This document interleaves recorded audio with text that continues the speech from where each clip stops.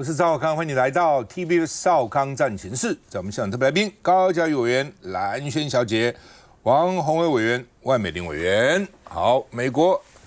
联邦航空管理局宣布关闭 El Paso 德州 El Paso 机场10天，很严重啊。说为什么哈？说因为安全哦。然后呢，说墨西哥的毒枭无人机进来了哦。那美国呢，又在讨论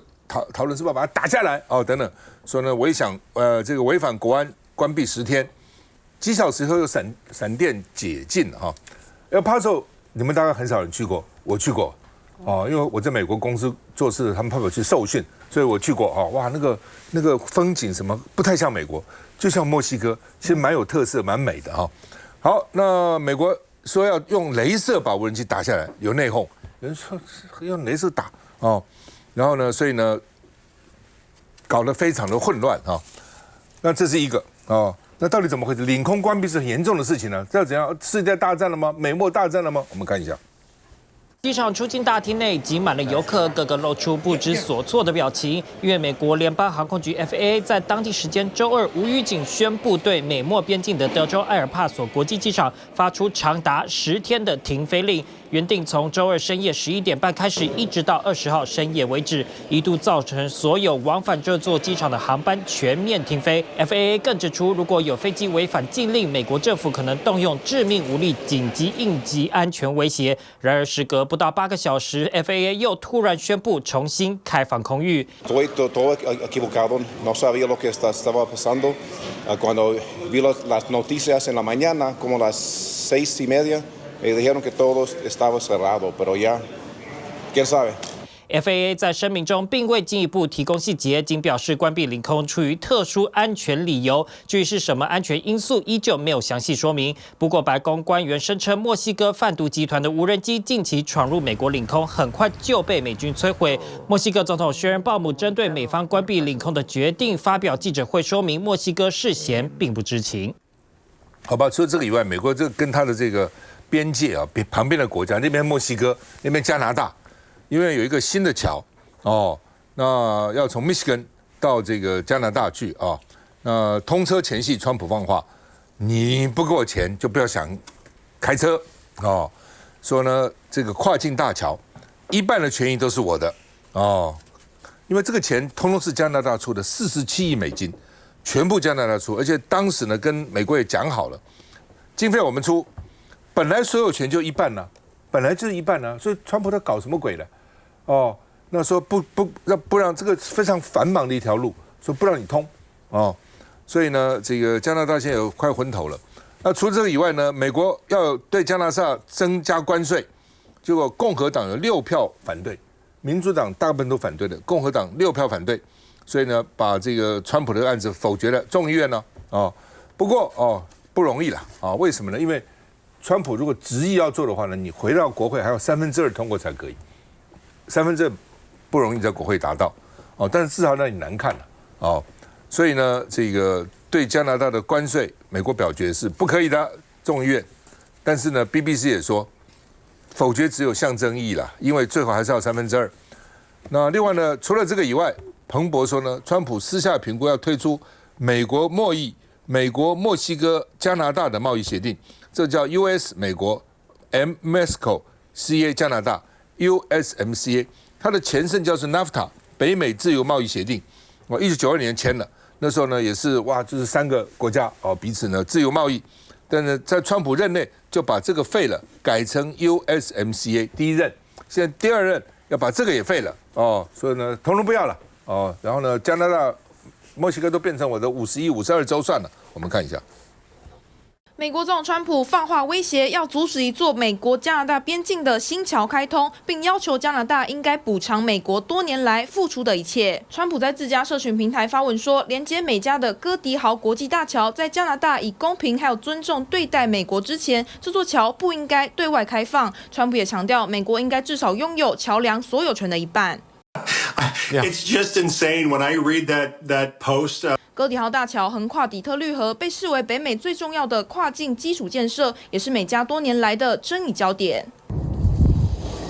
这座桥原定在2026年开放通车，工程总成本约为1500亿台币，由加拿大出资兴建。只是川普现在却威胁要阻止大桥启用。川普显然就像个恶霸、黑道、流氓一样人家桥是人家出的钱，对不对？然后加拿大那边还要收过桥费美国这边不必收过桥费，这样的情况，川普还不满这个所有权应该给我，那就本来就给你一半啦，不行。美国、加拿大，比如说我们到尼加拉瀑布纽约上面，开车就到加拿大去了。我们从华盛顿州这边上去也到加拿大去了，所以美国加拿大本来就有很多道路可以相通的。就川普现在呢，你不当我的51州，我就处处找你麻烦，看你怎样。来，洪伟，我觉得川普就是借题发挥了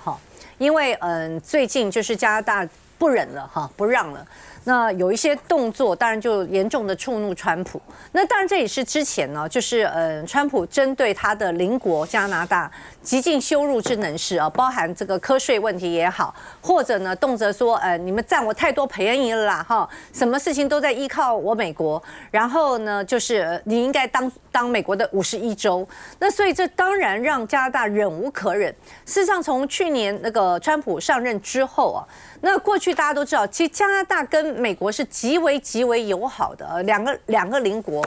那但是呢，去年就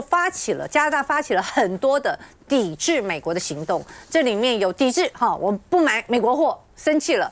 抵制我们不到美国去旅游了那本来呢，像这一次他们的总理当时他的总理在竞选的时候，他的这个最主要的竞选主轴呢是那个抗中，他说中国是加拿大最大的威胁可是没有想到他上任之后，那第一个最大的威胁不是来自于中国，而是来自于美国在这个整个的关税贸易战等等。然后我刚才讲就是说极尽羞辱之能事，所以加拿大一火大，加拿大总理呢就前一阵子就跑到中国去访问。访问之后呢，那回来当然两国就开放了很多的这个他们的贸易。那加拿大就说开放那个中国大陆的电动车把那个税率也降低。那这让那个川普非常生气。然后最近那个加拿大总理做了一件非常重要的事情就是呢他在那个就是世界经济论坛他的发言，他特别提到美国是怎么样在整个破坏整个全世界的这个秩序，然后怎么样像这样的中型的国家，今天大家要自立自强了，不能够再靠美国了那其实造成很多欧洲的这些国家，大家也慢慢的大家靠近，所以整个的世界秩序在变，大家对这个川普也觉得已经到了忍无可忍。那当然就是直接去影响美国跟欧洲，美国跟加拿大或者美国对墨西哥更是颐指气使今天就是莫名其妙就关闭你的这个领空那所以这一连串下来，我觉得川普现在有很多的是意气用事，像这个桥。人家讲得非常清楚全部的钱都是人家加拿大出的，人家所有钱也给你一半，你还要怎么样？全部给你好了，对不对？你去用抢的吗？所以我觉得川普现在一路下来这样的一个动作，那当然他自己本身邻近国家已经出了非常大的质变，那他现在突然讲说他要退出美墨加的协定，美墨加协定当时是啥？是你川普在任的时候你自己签的耶。你自己把它签订，然后你现在说我要退群了，说退群就要退群，那当然你这样的继续下去，我觉得美加之间的这个争议会越来越大。那然后我觉得最主要的是全世界，我刚刚讲，在整个的经济秩序跟整个世界秩序已经完全被川普搅乱之后，那老实说，川普现在可能念之在之的是说怎么赢得今年的他的期中选举。可是你刚刚看到了没有？这个对加拿大的课税，虽然说只具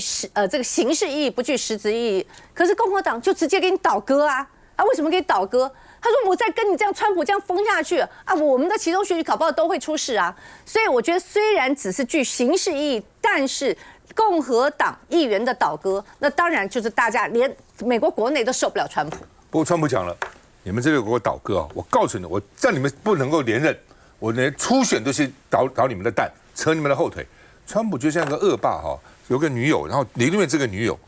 然后呢，这还不准这个女友去交别的男朋友。这女友说你很坏了，我要另谋出路吧？不行，其实加拿大跟中国没有什么了不起的。加拿大这个总理做过英国的中央银行总裁对，有做过加拿大中央银行总裁，全世界就他2个国家央行总裁，他也不过就是说开放让大陆电动车4万大概9000辆能够到加拿大，关税从100%降到6%，然后大陆同意进口它的油菜籽，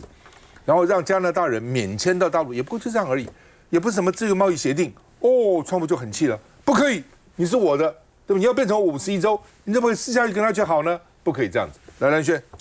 对啊，我觉得刚才洪威跟赵先都讲得蛮清楚的哦，就是说事实上加拿大最近做了什么事，也不过就是这些事情嘛，就针对你美国对加拿大一个那么长期的邻居兼盟友。然后呢，干了一些呢不是朋友做的事情啊！突然间税呢给你搞那么高，一开始去年的时候对等关税喊到35%，哎，这对加拿大来说是可忍孰不可忍，就是说被他打懵了，你知道吗？就我们不是好朋友吗？怎么突然之间对好朋友这样的干呢？那后来呢，你不止这样做，而且还语带羞辱哦，就一直讲说你是我们的51州啦，然后就讲到说一直讲了好几个月，你是州长，没错，那个时候呢，杜鲁道要下台，那个时候呢，这个卡尼塔刚刚要选举，就是你要选州长吗？这个话已经极尽羞辱之能事，那更不用说呢。你说好，你这样的攻击别人，你给人家这样加税，那人家还不能反击耶。他们最近不是说那些比方说有几个加拿大的省，他们就很气嘛，就是那我们要拒买美国货。就拒买美国的烈酒，哇！这个最近川普在骂的，就在骂这件事情。你怎么可以不买我们的烈酒？哦，搞得就是说你们酒都不买哦，就我们的美国的货都销不出去了。哎，你这样攻击人家，你给他课那么大的税，然后呢，你也不能够叫透，还不能叫透，你不能够抵制，然后呢，也不能够说我另谋他途去跟中国大陆谈一点贸易的可能的往来，也不行。就说我觉得川普已经霸道到说呢，你就只有凌虐别人致死才可以吗？就别人没有任何。不要讲说喊痛、反弹、反制其他的一个可能性，我觉得真的已经夸张到极点了。好，但是重点在于说，我觉得对于这个川普来说，他之所以会用那么大的动作，然后最后找这个桥去开刀。我是真的觉得他的目前选情目前看就是民调看起来是很可能非常的看绿了哦，因为就在去年底的时候，不是有2个地方的选举吗？一个是纽约市，一个是2个州嘛， New Jersey 还有 Virginia 都输了嘛哦，那所以呢，这样一个气氛其实正在酝酿中，所以很多地方的选举里面，第一个民主党渐渐抬头，第二个连共和党内就开始呢有一些二心。那我们刚刚看到这个相关的这个关税的投票，他们也倒戈了。还有一个重点在于说，刚刚昨天的消息说美国的那个盖洛普，这个庄年最熟悉的这个做民调的公司，盖洛普是非常非常悠久的一家公司。他昨天正式宣布，他再也不做总统大选针对总统的声望了。为什么不做呢？他说，因为川普骂我们，川普呢前年骂说呢，这些都乱做民调，都是假民调、假消息捏造的，犯了刑事罪。他说呢，这些做民调的人，只要是对他不利的，都是捏造民调数字，都是形同刑事犯罪。后来呢，这个我就说出来，好，我们不做了，我们从此之后不做跟总统选举、总统本人有关的声望。所以我的意思是说，到目前为止，川普的有点急，我觉得他的那个狗急跳墙，那个就是有点慌了的感觉，事实上是跟他目前看起来在国内状况有关。因为不只是去年底的民调，以及目前最新盖洛普这个状况。你去看看这个有关于移民的，记不记得？就是有关于他民调当中，所有如果都在骂他，只有移民政策是最厉害的。但是呢，先前接连2起，对，就是这个 ICE 这个枪杀了2个白人平民之后，他连问到跟移民有关的东西，大家都反对，50%以上，就是60%，我记得接近60%不赞成这个用这个过当的方式去处理移民问题。所以我觉得对于川普来说，他大概感受到非常非常强烈的危机感，所以只好想尽办法呢，要做点事情啦，所以呢，这个桥一半给我啦，这个墨西哥的无人机啊，把它打下来啊，什么之类的。但是其实我觉得有没有用？搞不好到最后他越慌张，看起来越糟糕。休息一下再回来。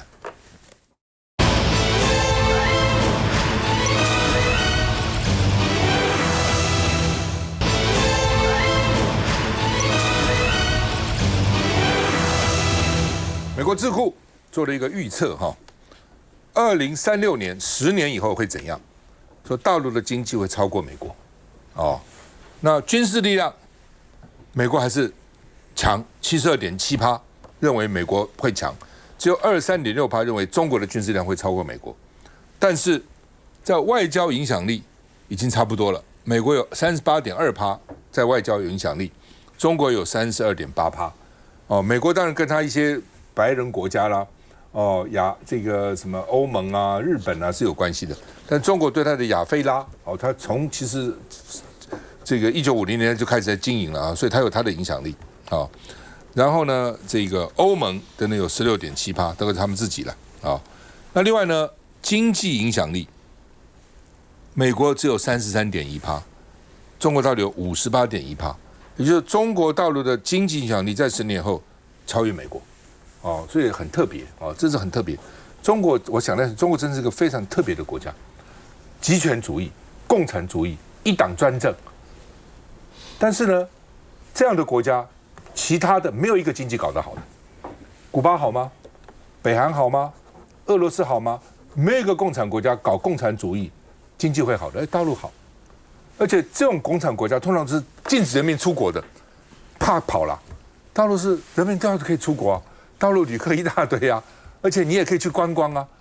他留学生还那么多啊，所以中国是很特别的，它那个体制是非常特别的。一方面有共产党这个共产主义、社会主义的特质，一方面又有资本主义的这个某些经济的这个竞争。然后呢，人民呢还可以自由进出，基本上是可以自由进出，没那么多的出国的观光人，所以呢，在这种情况之下，10年以后，他们认为它的经济影响力会高过美国，那么另外呢，70%学者认为大陆可能会武力打台湾。这样好了，认为中国在未来10年会用武力打台湾的，在2023年的时候只有50%，在去年呢，2024年的时候变成65%，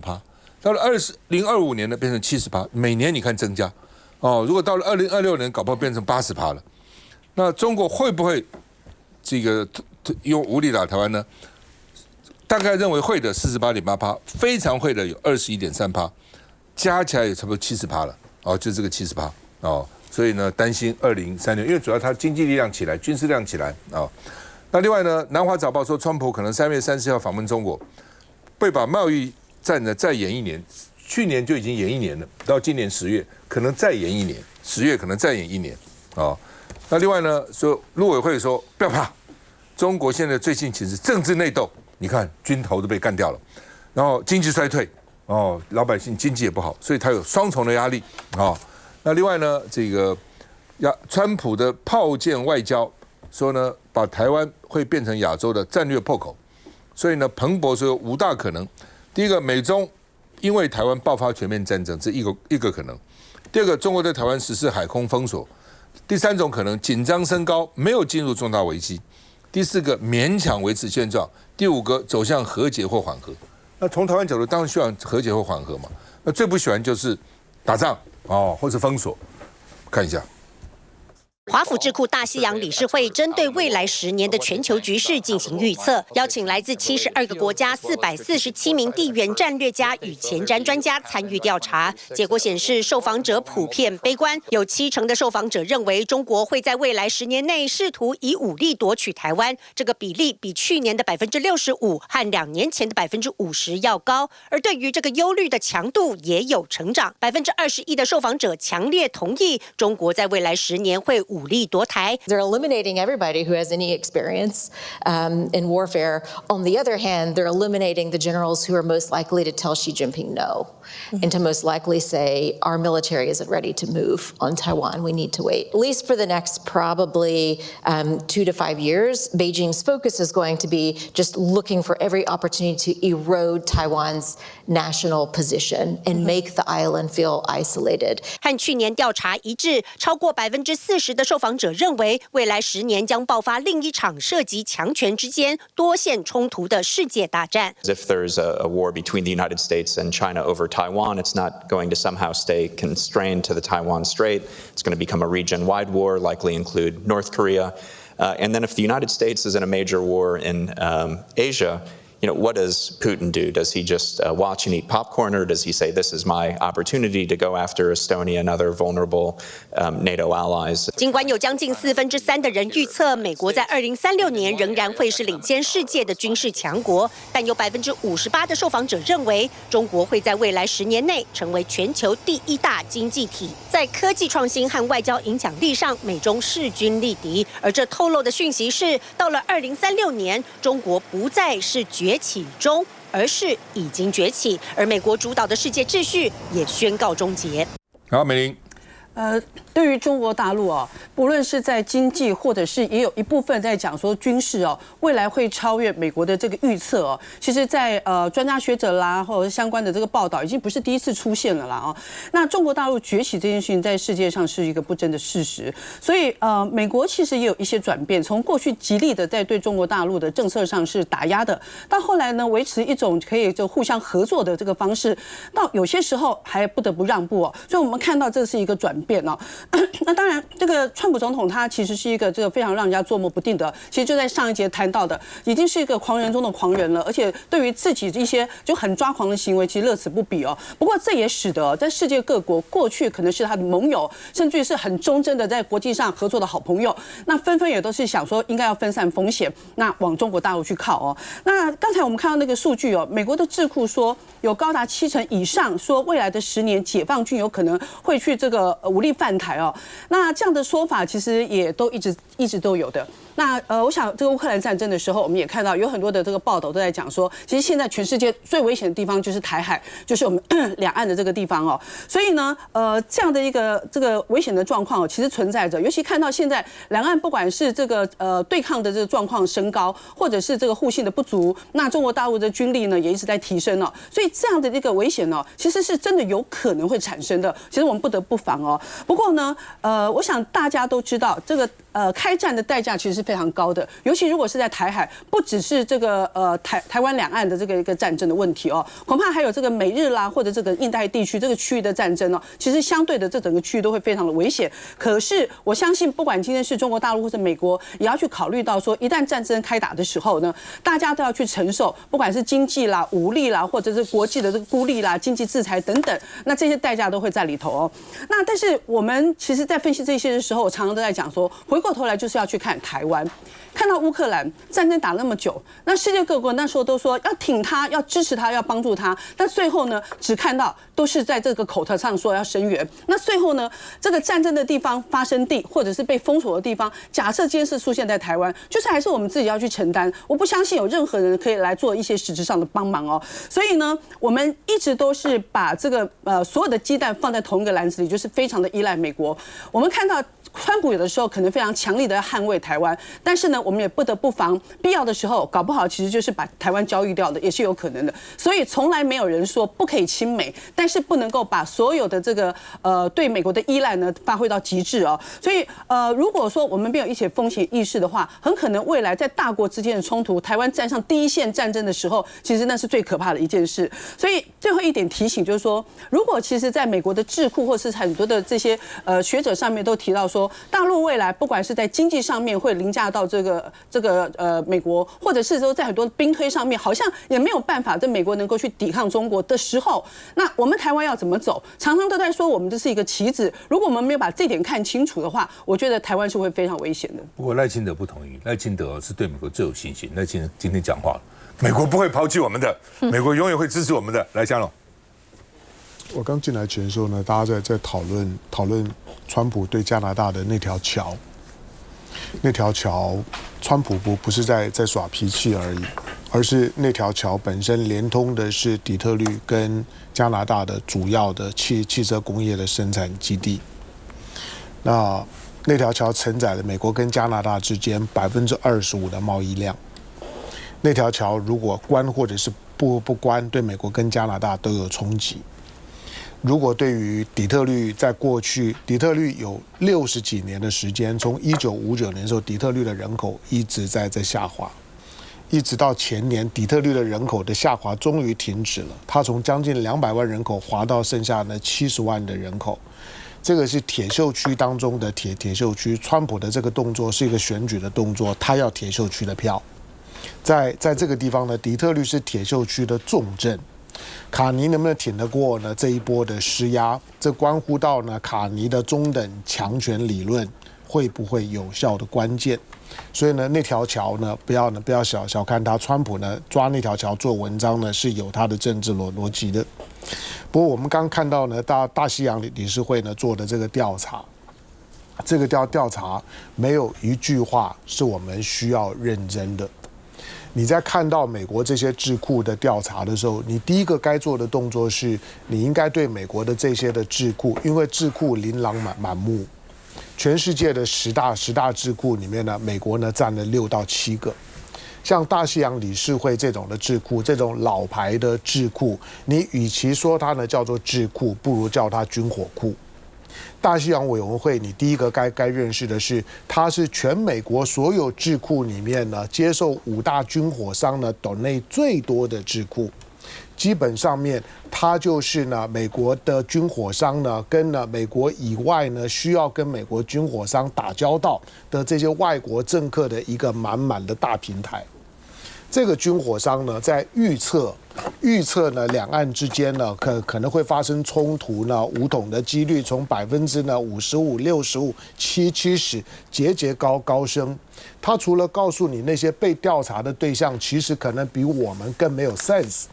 比我们在分析事情的时候呢更不靠谱。他纯粹凭着感觉来。第二个呢，所有的这些呢，在提供预测的，基本上面都跟军火背景有关。所以大西洋委员会它本来呢就是冷战的时候的欧美建制派的大本营。这个建制派的大本营，把大西洋委员会的这些关注的焦点跟逻辑投射到两岸，投射到中美之间。不管他今天说2036年的中国呢就会超越美国，他是在提醒中国吗？不，他是在警告美国。他在警告美国，如果你再不努力的话，你2036年你连经济总量都会被中国超越。是中国很厉害吗？中国就是闷的做。中国当然呢有它的特性，就像你最近看到的许多的西方的这些呢 wiser， 就是我认为呢比较有聪明感的人，他们陆续呢到中国访问之后，我看了很多呢这些我个人认可的全球的这些呢所谓比较聪明的人，他们到中国访问之后呢，所有的谈话啦、座谈啊等等，普遍的呢对于中国的论述呢都在改变。当然这个改变也不是因为他们对中国的感觉呢突然间呢看好了认错，而是对川普的恶感太强烈了，所以呢都是在呢讨厌川普的情况之下呢，变相的倒过来呢喜欢中国变得比较轻松一点。这是现在呢国际上面的趋势。这个大西洋委员会它的所有的动作，长时间都是在提供呢美国的国内舆论，在呢制造呢美国国内呢保守派能够进一步去掌控资源、调整战略，塑造一个呢对于既得利益的保守派的团体更有利的舆论化环境。那是一个标准的舆论操作的环境，不管它跟事实的认知和你的认知差距有多远，我只有提醒，就是说它是一个有目的性的智库。不只是他，美国最近几个在骂我们的参众议员，后面的你去看看他那个政治现金，都是军火商，很多的很多是军火商，这个给他们这个政治现金呢、啊。就是美国有30个国会议员啊，都买军火商的股票。哦，你看你买